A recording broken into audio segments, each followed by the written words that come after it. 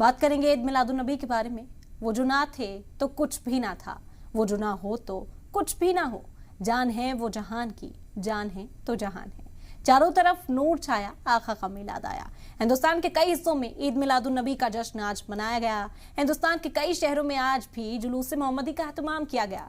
हिंदुस्तान समेत पूरी दुनिया में 12 रबीउल अव्वल को मिलादुन्नबी यानी इस्लाम के आखिरी पैगंबर मोहम्मद मुस्तफ़ा सल्लल्लाहु अलैहि वसल्लम की यौम पैदाइश मनाते हैं। आज ही के दिन पैगंबर मोहम्मद सल्लल्लाहु अलैहि वसल्लम की विलादत बासादत हुई थी। आज मुंबई, जम्मू कश्मीर समेत कई शहरों में ईद मिलाद मनाई गई। खुशी के इस मौके पर जगह जगह जलसे और जुलूस का एहतमाम किया गया। आशिकान नबी अपने घरों पर परचम रिसालत लगाए गली मोहल्लों को सजाए हुए थे। मुख्तलिफ मकामात पर आखिरी पैगंबर मोहम्मद मुस्तफ़ा सल्लल्लाहु अलैहि वसल्लम की याद में तक़रीबात का इनेकाद किया गया।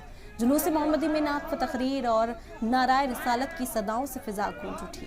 पैगंबर इस्लाम की तालीम को आम करने की कोशिश की गई। गुला खुदा शाहिद किस्मत के सिकंदर है जो सरवरे आलम का मीलाद मनाते हैं कि मोहम्मद से वफा तूने तो हम तेरे हैं, ये जहां चीज क्या लौह व कलम तेरे हैं।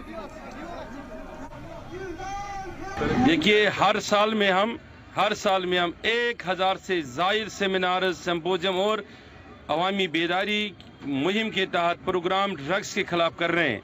आपने देखा होगा कि ये सबसे पहली वाहिद तंजीम तहरीक है जिसने 2000 से लेके अभी तक इसमें कभी भी एक दिन भी खामोश नहीं रही, चाहे वो लिकर हो या ड्रग्स हो, दोनों चीज़ों पर काम कर रही है।